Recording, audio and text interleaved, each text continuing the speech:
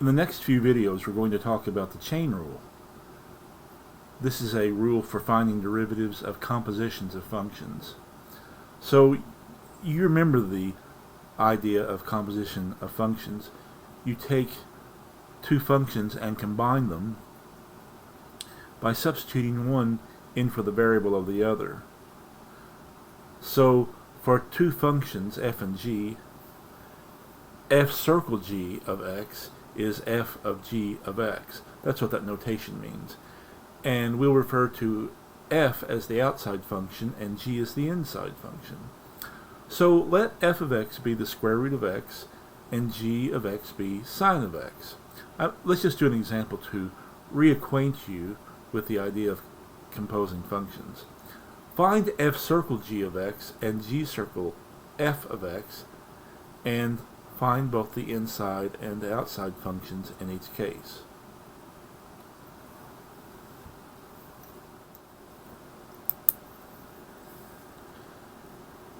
So f circle g of x is f of g of x, which means we're going to be substituting g of x in for the variable of f of x. So we're going to be substituting in sine of x for x in f of x.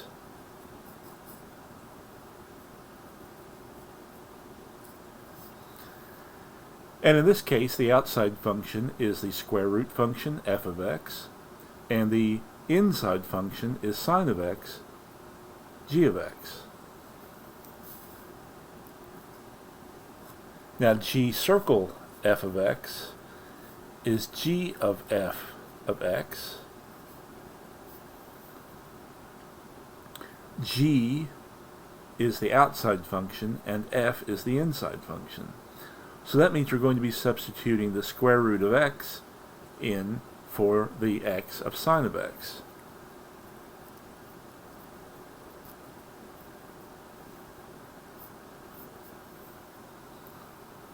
And we get the sine of the square root of x. So what we're going to be doing is figuring out a way to find the derivative of a composition of functions, one or more functions which have been combined through this substitution in for the variable of another function. So suppose we want to take the derivative of a composition of two or more functions, such as the fourth power of the quantity x to the fifth plus x. The naive but completely natural thing to do would be to just apply the power rule and say bring the 4 down and then reduce the power on x to the fifth plus x by 1, and so we would have 4 times the third power of x to the fifth plus x. So that is completely natural. It seems like what we've done before, but completely natural does not mean completely correct. We need to do some further investigation.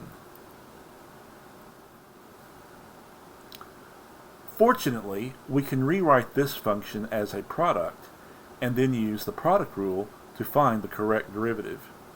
So y can be written as x to the fifth plus x times x to the fifth plus x times x to the fifth plus x times x to the fifth plus x.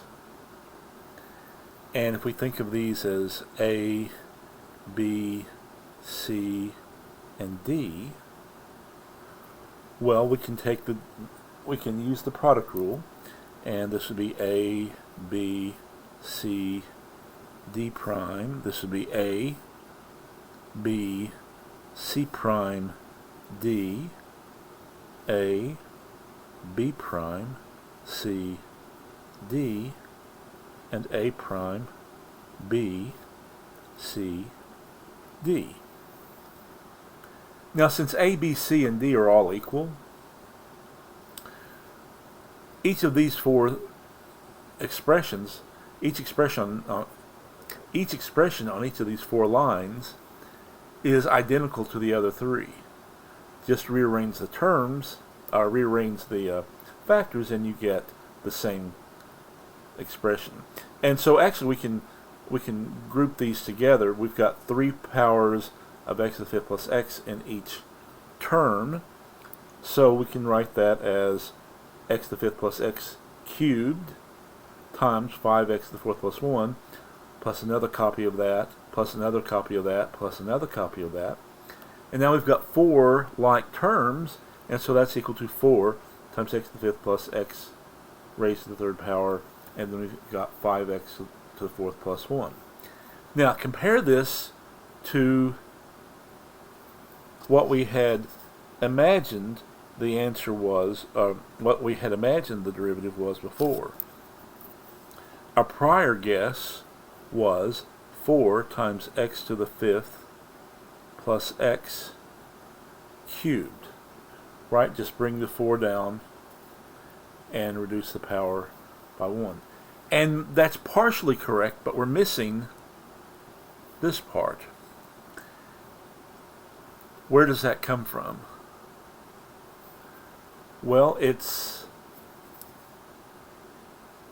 d prime or c prime or b prime or a prime. It's the derivative of this inside function.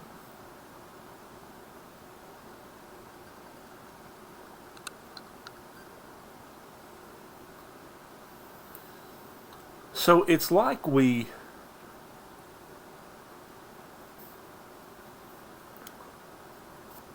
have the usual power rule adapted to this composition situation, but then we have to multiply by the derivative of the inside function.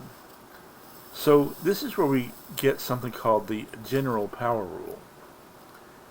If y equals the rth power of f of x, where r is any real number, then y prime is r times the r minus 1 power of f of x, and then times f prime of x.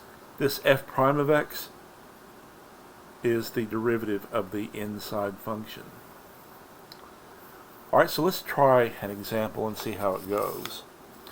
Here we've got y equals the square root of 7x plus 1. Let's rewrite that as 7x plus 1 to the 1/2.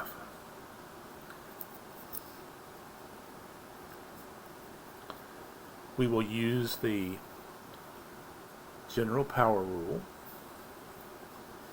So we will bring the 1/2 down. We have 7x plus 1 to the negative 1/2, and then we multiply by 7. The 7 is the derivative of the inside function, that's 7x plus 1. This can be rewritten as 7/2 times 7x plus 1 to the negative 1/2, or 7/2 times the square root of 7x plus 1.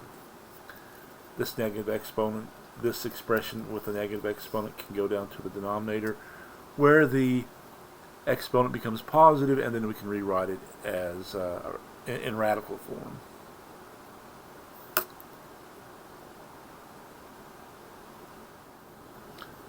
Let's try another example. Here we have f of x equals 6 times the 100th power of 2x squared plus 3x plus 7. We're going to apply the general power rule, so we start out differentiating by bringing the power down and multiplying. We'll get 6 times 100, that's 600, times 2x squared plus 3x plus 7 raised to the 99th power, and then we need to multiply by the derivative of the inside function, which is 4x plus 3.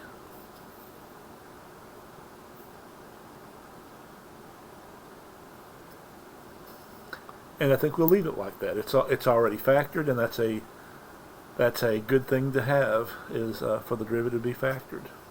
All right, let's go on to number 3. We've got 3 over 7 times the second power of 5x plus 1. We need to rewrite this one first. So let's rewrite this as 3/7. Let's leave the 3 and the 7 where they were. But then we'll write the exponential part, or the squared part, as the minus 2 power of 5x plus 1.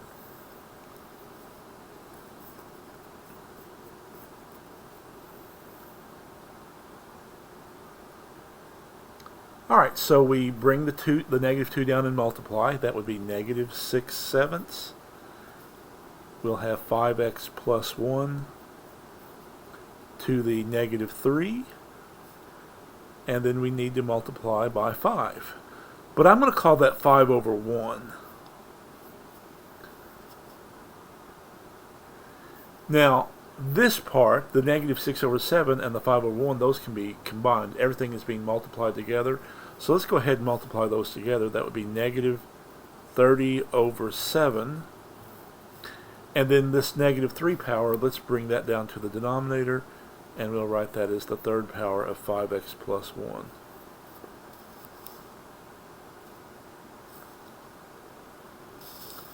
And let's go on to number 4. Here we've got h of x is the sine squared of x. And we can rewrite that as sine of x squared. We're squaring sine of x.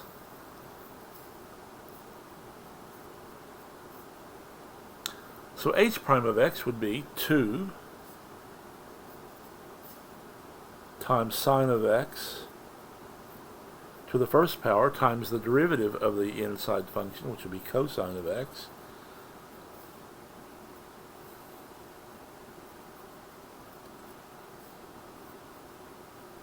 and then we can just rewrite that as 2 sine x cosine x.